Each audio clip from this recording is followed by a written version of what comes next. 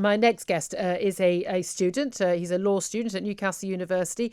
And he's been in an extraordinary situation. I watched a video it's put out online at the weekend where on Saturday night, early hours, knock on the door from the COVID marshals who patrol the local area where a lot of student houses are.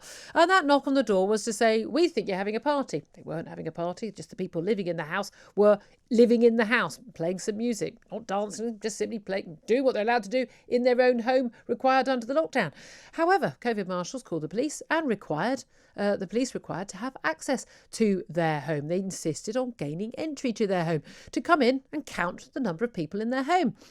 Now, given that we're not living in 1930s Germany, I'm a little bit surprised by that. So I wanted to talk to the student myself. Luke Anderson joins us right now. Good morning to you, Luke. Good morning, Julia. Good morning. The video put out online, I found, I have to say, really very worrying. You stayed remarkably calm, seeming, to say, rather more sober than perhaps many of us are in the early hours of the morning. But you told me that this is basically the norm in your area. Lots of student houses in Newcastle, and it's the norm that you have COVID marshals patrolling the street, knocking on doors. Yeah, basically, this isn't the first time this has happened. It seems to be almost every weekend now. On Friday night, I think we had about 6 police officers at our door. I've been living with my girlfriend because I know how bad they are. And the police officer, if they come to our door, I normally open the window. So I don't open the door because they take that as an invitation for them to come in. So I normally talk to them through the window, and I said to the police officer, I said, why are you here? Is there any reason why you're here?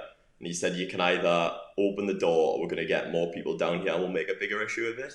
So eventually we're kind of, that to me seems as if we had to open the door. We didn't really have a choice at that stage. Though essentially forced an entry, we didn't really know where it was going to end. So if we'd open the doors, there going to be half a Northumbria police down here. We didn't really know where it was going to end. Yeah. So the police. This is the early hours of Saturday morning. The police come into the home that you're legally living in. There's no one in the home who isn't allowed. You're in a lockdown. There's no one in the home that's not legally allowed to be there. Yeah. No. There's no one. There's no wild party. There's no rave. There's no sound that would suggest there is. They've just decided to come gain entry.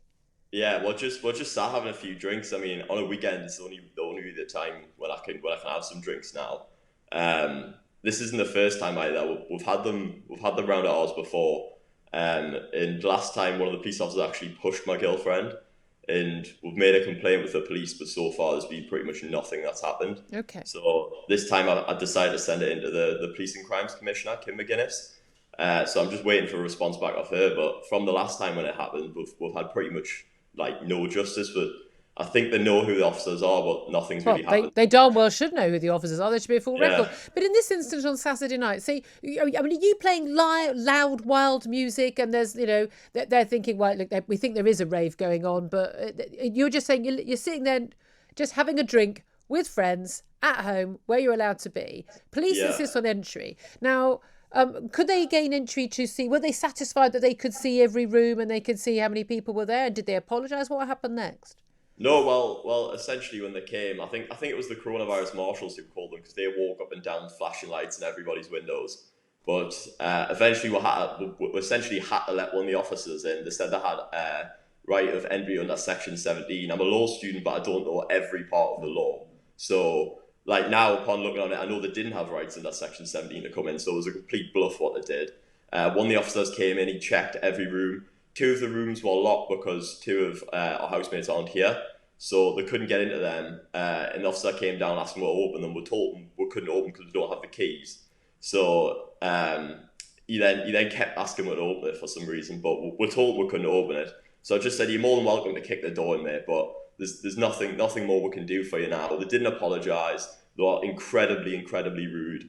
And then they told us to go back inside and just go to bed. So we're now. They told you. Sorry, you're a grown man. Yeah. They told you to go to bed.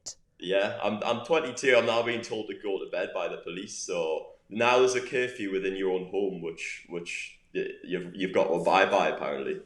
And have you contacted the university authorities to object? Because the street you live in, there's a lot of student houses. This is the norm in your area every night, every weekend. Yeah, well, we know of a lot of people who've had the exact same experience as us. It's common practice now for students, but the issue is with the university is everyone's too scared to tell them, because as soon as, even if nothing's happened, the coronavirus marshals will put a report into the university. And then on Monday morning, you'll have an email off the university saying there was antisocial behaviour, saying there was a party happening at your house. So immediately they're jumping on the side of the police and the coronavirus marshals without knowing any of the story. Yeah.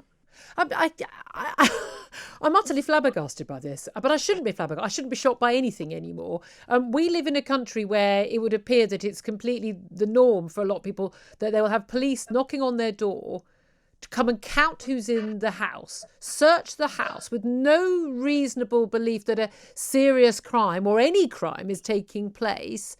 And I've seen the video of you dealing with the police, and you are incredibly polite and respectful and calm, and offered, like, and get everyone standing at the window. You can see how many people are here. You've got the curtains open. They can see who's in the sitting room and the like.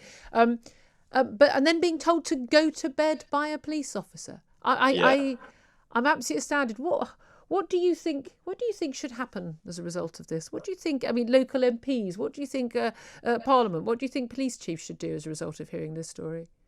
Well, personally, we just want to see some action. Obviously, I say last time we filed a complaint after one police officer actually assaulted my girlfriend, and so far it's been months now, and we've seen absolutely nothing happen. So all we want is some give and take here. Like that, it's just completely destroying relationships between students and between the police. Yep. I think students are completely losing respect for the police. They're breaching our human rights to have peaceful enjoyment in your own house.